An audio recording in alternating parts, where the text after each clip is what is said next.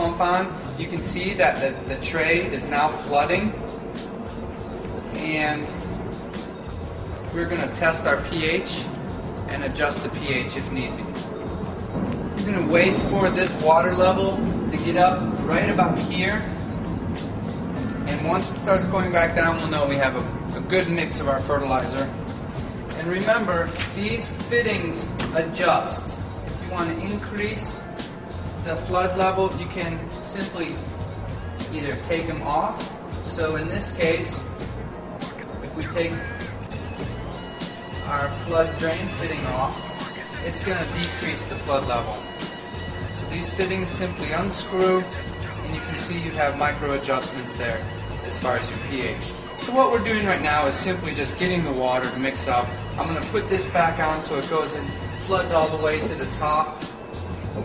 And then we're going to... So now we can see that our water is draining back down, our 3/4 inch fitting, back down into our reservoir. We know that our water is well mixed. Let's go ahead and test the pH.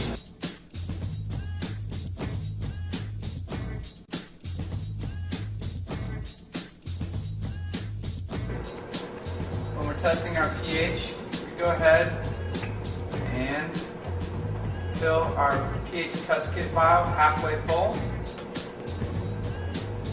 Then we're going to put 3 drops of our indicator solution into the vial, and it's going to change the color.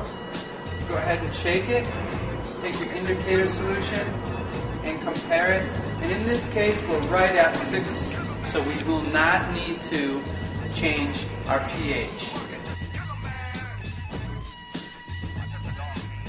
If we have to increase our pH value or decrease our pH value, we use our pH adjusting solutions.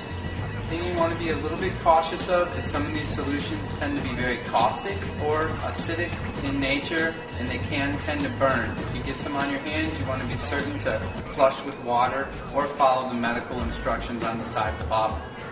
If our pH is low, we're going to want to add some pH up.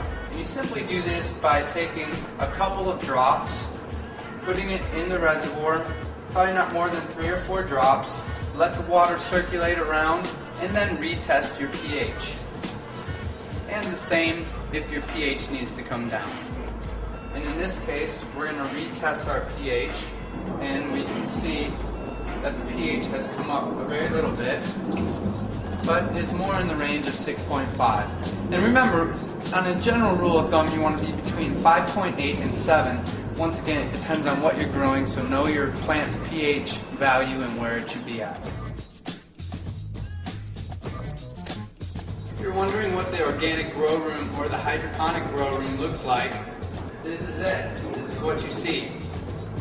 The hydroponic grow room will come complete with a hydroponic system, grow light, a filtration system which will include either a can fan or an odor sock with the fan included, a thermometer, hydrometer, pH indication solution, timers, and everything you'll need to begin growing.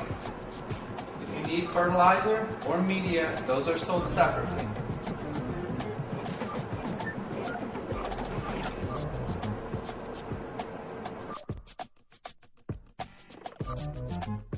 This is your hydroponic grow room.